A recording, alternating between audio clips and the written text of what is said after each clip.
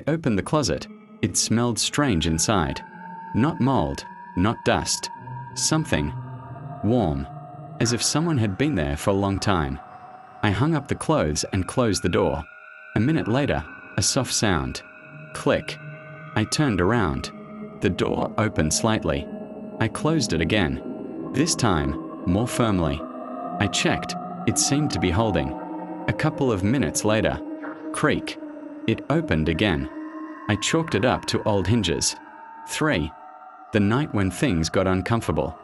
I barely slept that first night. Not because of fear. Just a new room, new sounds. The house lives at night, creaks, clicks, as if breathing. I lay facing the closet, and at some point, I realized the door was open. Completely. I clearly remembered closing it. I stared into the darkness inside, and the longer I looked, the more it seemed there was depth there. Not like a regular closet. Deeper. Too deep. As if it were. Bigger on the inside than on the outside. I stood up abruptly and turned on the light. A regular closet. Regular clothes. But the things were behind the closet door. If you've ever woken up in the middle of the night and felt like there was someone else in the room, then you'll understand. But the worst thing is when that someone isn't just there. It's when they wait for you to come to them. 1. The closet that remained. We moved into this house at the end of autumn. An ordinary 2-story house. Nothing special. Old, but not abandoned. These are usually bought by families who need a little more space than they can afford. I got the farthest room. And the closet. It stood in the corner, as if no one had even tried to move it. Big, dark, massive. The wood was old, almost black, with tiny cracks. Should we keep it or throw it out? My father asked. I didn't even really look at it. We'll keep it. Sometimes the stupidest decisions are made. For no reason at all. 2. The first oddity. On the first day, I was simply unpacking. 4. A habit that doesn't work. The next day, I tried to solve the problem. Propped the door with a chair. Closed it as tightly as I could. Tested it several times. At night, click. I wasn't even surprised. Just lay there and listened. Creak. Wood rubbing against wood. Slowly. Too slowly. I didn't open my eyes. But I knew it was opening. When the not scary. Even. Calm. That was worse. Now, we'll switch. 6. Parents. In the morning, I told them everything. They, of course, didn't believe me. My father checked the closet. He knocked on the walls. Everything is fine. Mom said it was the stress of moving. They always say that. Until they actually run into each other. 7. Recording. I decided to prove it. I set my phone to record. That night, it all happened again. Click. Creak. A long pause. Then, a step. 1. From the closet. I couldn't move. As if my body was no longer mine. Another step. Someone came out. I felt them close. Very close. Look. I opened my eyes and saw myself. Sound stopped. I felt something strange. Silence. The kind of silence that happens when someone is hiding. 5. Breathing. On the third day, everything changed. I woke up to a sound. Not a creak, but breathing.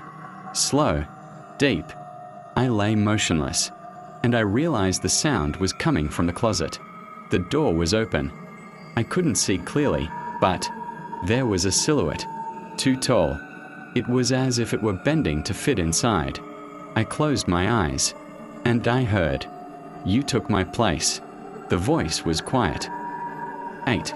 The one who came out. He was standing next to the bed. My face. But not quite. His eyes were empty. Not just emotionless, as if there was nothing inside. He tilted his head, as if studying me. "You've been sleeping here for a long time. Now it's my turn." He smiled, and that wasn't my smile. 9. The morning after, I woke up in bed. Everything seemed normal. Too normal. I checked the recording, and there it was. I get up. I go to the closet. I open it.